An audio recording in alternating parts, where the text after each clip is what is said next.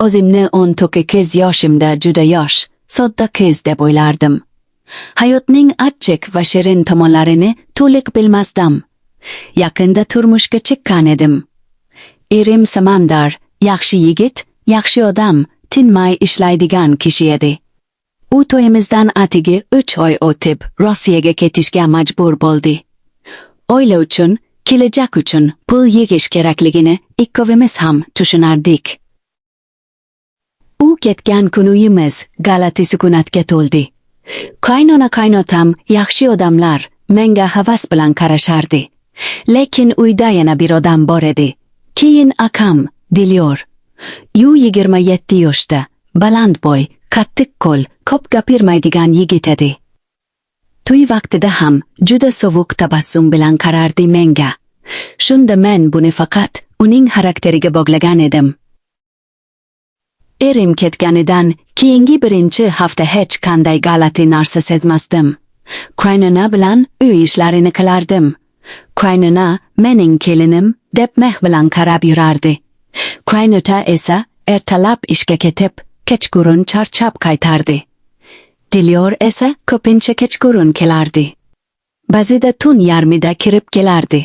Chunki u ham kech qismida ishlardi. Birinchi marta o'zimga g'alati qarashni o'shanda sezdim. Kechqurun ovqatni dasturxonga qo'yib, idishlarni tozalab yurgandim. Dilyor kelib kirdi. Oddiy salom bermadi. Ko'zini menga qadab qarab turdi. Men esa tezda boshimni egdim. Yana uy ishlarini davom ettirdim. Shunda u yonimdan o'tib ketayotib, nimadir demoqchi bo'lgandek to'xtab qoldi. Nigohi juda g'alati edi. Odamga emas, odamning orqasidagi narsaga qarayotgandek. Men indamayotib ketdim. O'sha paytda bu qarashlarning tagida nima borligini bilmasdim. Balki bilishni ham istamasdim. Kunlar o'tib, u menga tobora ko'proq tikiladigan bo'ldi. Qaynona buni sezmaydi. Qaynota ko'p uyda bo'lmaydi. Men esa uyda deyarli yolg'izman. Kechqurunlari telefonimni qo'limga olib, erimga yozaman. Men yaxshiman, hammasi joyida. Seni kutayapman.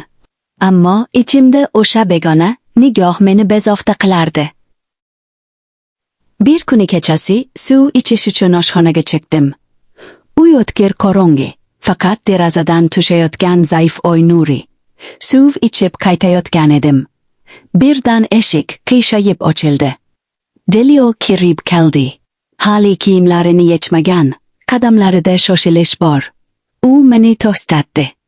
Qaradi, yana o'sha notanish, tushuntirib bo'lmaydigan ko'zlar bilan. Kechasi uyg'oq yuribsizmi? Dedi past ovozda.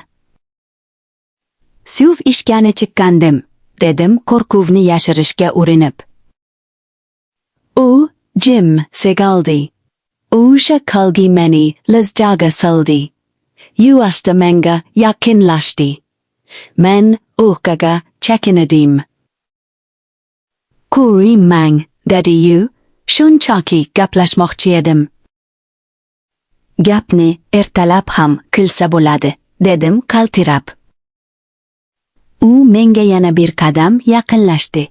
O'sha paytda yuragim o'zimni eshitmaydak yuradi. Shu zahoti xonamga yugurib kirib ketdim va eshikni qulfladim. Yuragim g'irsilab yuradi. O'sha kecha eslay olmadim.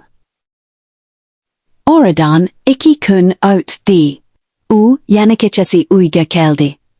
Bu safar men yosh boladek qo'rqib, xonamdan chiqmay o'tirdim. Ammo bilmadim, qaynota uni kutib o'tirganmi yoki yo'qmi? U jim bo'lib yotganida, koridorda mayin qadam tovushlari eshitila boshladi. Yu to'xtadi. Xuddi mening eshigim oldida turib qolgandek. Nafasim bo'g'ilib qoldi. Har bir qadam, har bir tikdak jimlik qulog'imda jaranglardi.